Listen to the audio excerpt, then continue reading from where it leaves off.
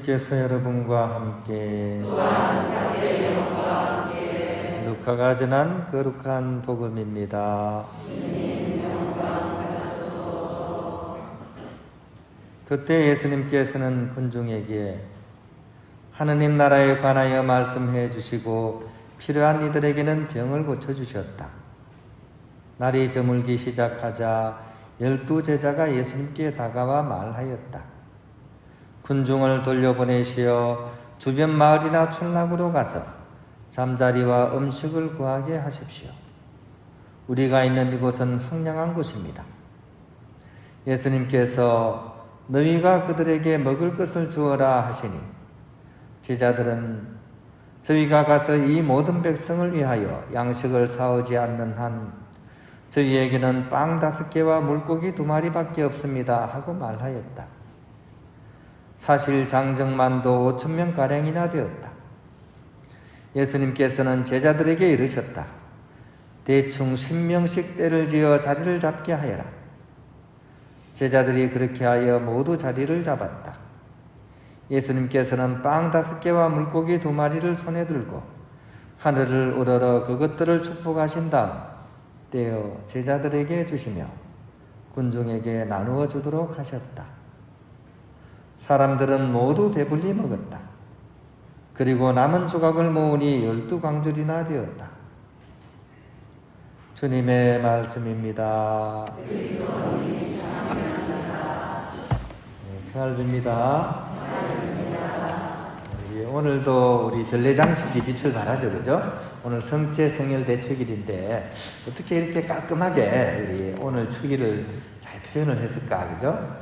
이렇게 하얀 그런 밀떡과 또 이렇게 성혈을 의미하는 빨간 장미꽃이 어우러져서, 그죠? 성체 성혈 대축일의 그런 신비를 전례장식으로서 참 잘 표현 이렇게 하신 것 같습니다. 이런 게 상징이죠, 그죠? 상징, 그죠? 뭔가를 통해 가지고 사실은 다른 눈에 보이지 않는 뭔가를 표현하는 것, 이게 상징입니다.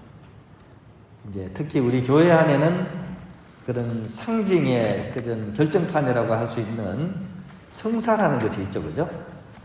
하느님은 우리 눈으로 볼 수 없는 분입니다. 그분의 은총도 우리가 볼 수가 없습니다. 하지만 그분은 우리가 이해할 수 있는 방식으로 성사를 통해서 당신의 존재와 당신의 은총을 이렇게 전달해 주고자 하는 방식, 이것이 성사입니다. 그 중에서도 가장 결정적인 성사가 오늘 우리가 이렇게 기념하는 성체성혈 그 성사입니다. 여러분들은 이 성체성사를 할 때 어떤 마음으로 이 성체성사를 이렇게 대하십니까? 다들 정말 믿는 마음으로 또 온전한 신앙 고백 안에서 이 성체성사를 하고 계십니까? 대부분 아마 그러실 거예요. 그런데 이제 간혹 가다 보면 이제 그냥 이렇게 성체를 나눠주면서도 준비가 좀 안 되셨구나 이런 분들도 있습니다. 이제 너무 습관적으로 좀 타성해져서 그냥 미사의 한 부분이겠거니 하는 어떤 그런 마음으로 성체를 이용하시는 분도 잘은 모르지만 이렇게 좀 이렇게 느껴지는 그런 경우가 있습니다.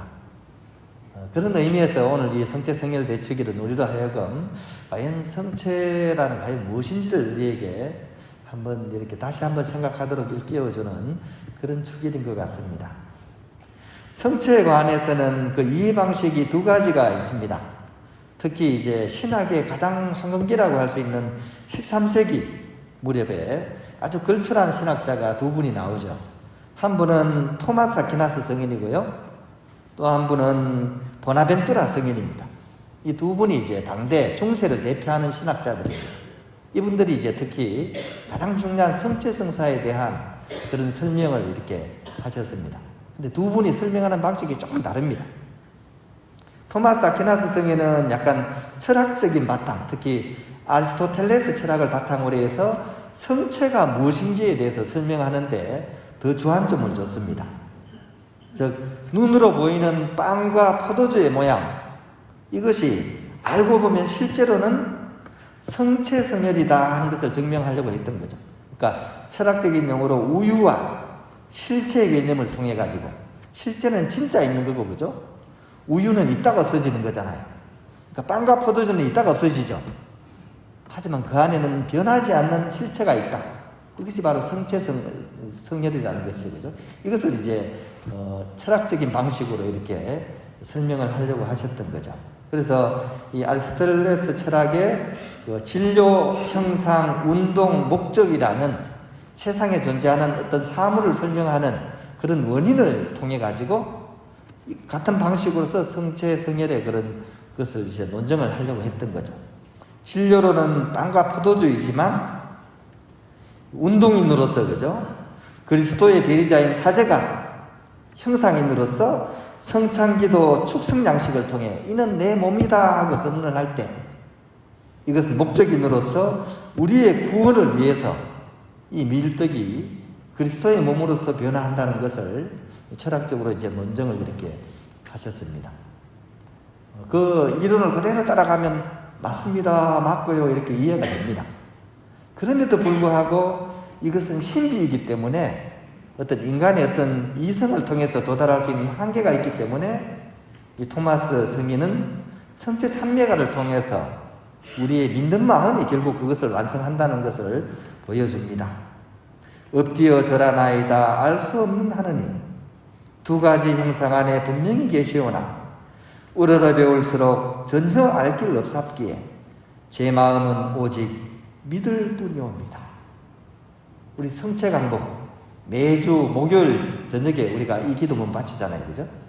이렇게 토마스 아퀴나스 성인은 성체에 대해서 이제 철학적인 바탕과 신심의 바탕을 통해서 우리가 이것을 이렇게 알아갈 수 있다. 이렇게 이제 설명을 하셨고요. 이 보나벤투라 성인은 좀 다른 방식입니다. 이분은 성체가 무엇이냐 보다도 성체와의 관계를 더 중요하게 생각하신 분이에요. 우리가 어떤 마음으로서 그 성체를 대하느냐에 따라 다르게 된다는 거예요. 마치 인효성이라 그러잖아요, 그죠? 조금 전에 성체 성사를 거행하면 그 자체가 성체가 되는 것은 분명하지만 그것을 받아들이는 우리의 마음이 어떠냐에 따라 그 은총은 다른 효과를 지른다는 거죠. 그러니까 약간 인효성의 차원에서 이것을 이렇게 바라봅니다. 이것은 이제 이분의 스승이었던 아시시 성프란치스코의 영향이 큽니다. 성프란치스코는 이 성체 신심이 아주 탁월하셨던 분입니다. 성체야말로 예수님의 두 번째 강생이라고 얘기했습니다. 예수님이 이렇게 12월 25일 날 아기로서 하느님께서 우리에게 오시잖아요. 이게 강생이잖아요. 그죠? 이 강생을 두 번째 강생으로서 성체 성사를 얘기합니다. 그만큼 우리에게 오신 하느님의 의미로서 이 성체 성사를 바라보는 경향이 강했습니다. 이 믿음을 바탕으로 이제 보나벤투라 성인은 그분을 사랑하고 그 사랑의 마음으로서 모시는 것이야말로 가장 중요하다는 것을 강조합니다. 심하게 얘기하면 만약 우리가 사랑하지 않으면 사랑으로 오시는 분을 못 만난다. 심하게 얘기하면 이제 이렇게까지 얘기가 될 수 있는 거죠. 이것은 어떻게 보면 오늘날 우리 신자들 입장에서 더 좀 귀를 기울여야 될 부분이지 않나 싶습니다. 왜냐하면 그 성사 그 자체로서 성사가 이루어지는 것은 맞지만 우리가 어떤 마음으로서 그 하느님의 신비를 대하느냐에 따라 그 효과나 은총은 달라지기 때문입니다. 그래서 우리는 특별히 오늘 이 보나벤투라 성인의 그런 성체에 대한 그런 사랑에 대한 그것을 받아들이는 우리의 마음에 대한 성찰을 통해서 우리의 이런 성체를 모시는 영성체의 그런 우리 하는 행위를 더욱더 이렇게 성화시켜 나갈 수 있었으면 좋겠습니다. 이 성프란치스코는 평생을 이런 기도를 하셨습니다. 하느님 당신은 누구이시고 벌레만도 못한 저는 누구입니까? 하고 평생을 기도했습니다. 하느님 당신은 누구시고 벌레만도 못한 저는 누구입니까? 숨을 쉴 때마다 이 기도하셨습니다. 그리고 나중에 어떻게 고백을 하십니까? 하느님 당신은 나의 모든 것이요 나의 전부이십니다 하고 고백을 하셨습니다. 내가 이제 하느님을 온전히 알게 되어서 참다운 신앙 고백을 하게 되는 거죠. 이 중간 과정이 무엇이 있느냐? 이것을 연결해주는 과정에 바로 성체를 넣습니다. 즉 하느님과 나 사이에 성체가 연결고리가 되어서 이 사랑의 관계가 맺어지게 될 때 결국 우리는 이 성체성사를 통해서 하느님을 만나고 체험한다는 것을 강조하셨던 그런 내용이라고 하겠습니다. 이 성체성사는 바로 우리 구세주이신 예수님께서 손수 제정하시고 또 사랑하는 우리와 세상 끝날까지 함께 하신다는 그런 약속의 실현이 바로 이 성체성사입니다. 따라서 우리가 근성으로 이것을 대하기보다는 온 정성을 다해서 마음을 다해서 받아 모시게 될 때 그때 비로소 이 성체성사가 내 삶 안에서 완성이 되게 되는 것이죠. 그런 측면에서 미사와 이 영성체를 해야 될 어떤 의무감으로서 하는 것이 아니라 정말 내가 하고픈 것이 되어야 됩니다. 즉 내가 정말 사랑하는 사람을 만나는 그 현장이 우리 이 미사 영성체의 현장이 되어야 돼요. 애인을 만날 때도 그죠? 내가 사랑하는 애인을 만날 때 그 사람이 키가 180이고 몸무게가 77kg고 성격 좋고 직장 좋고 인물 적당해서 그래서 내가 누군가를 만나는 게 아니라 비록 볼품이 없어도 내가 너무나 사랑하기 때문에 그 일을 만나기 전에는 가슴이 두근두근거리는 그런 마음. 8시 동근길에 대머리 총각 오늘도 만나려나 떨리는 마음 내일도 만나려나 기다려지네 짠짜라짠짠 짠짠 짜라짜라짠짠 짠짠. 세상에 용서 못하는 게 뭡니까? 다 용서해도 대머리는 용서하기 힘들죠, 그죠? 요즘 사람들 다 그렇게 얘기합니다, 그죠? 다른 건 다 용서해도 대머리는 용서 못한다. 하지만 내가 진정으로 그 일을 사랑한다면 이 시간이 가슴이 콩닥콩닥 대면서 기다려지는 거예요.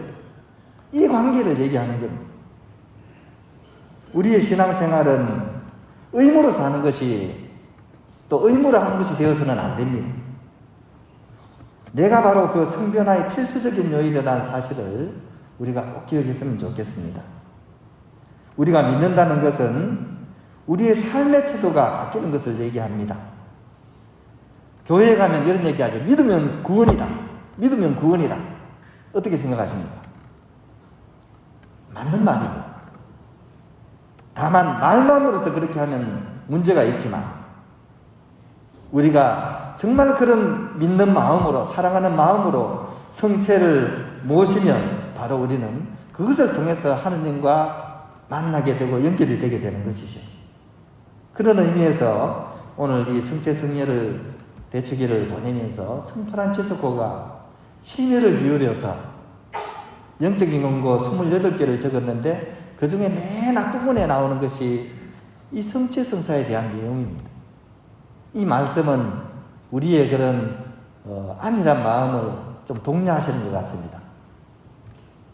한다는 사람들이여 언제까지나 완고한 마음을 고집하렵니까? 왜 여러분은 진리를 깨닫지 못하고 하느님의 아드님을 믿지 않습니까? 보십시오.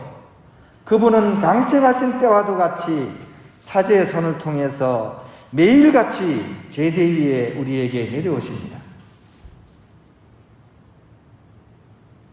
이 성인의 간절한 마음을 이렇게 우리가 동감하면서 잠시 후에 벌어질 우리 그 성체성사의 시간, 영성체의 시간을 거룩한 마음으로 받아 모실 수 있는 그런 우리가 되어야 하겠습니다.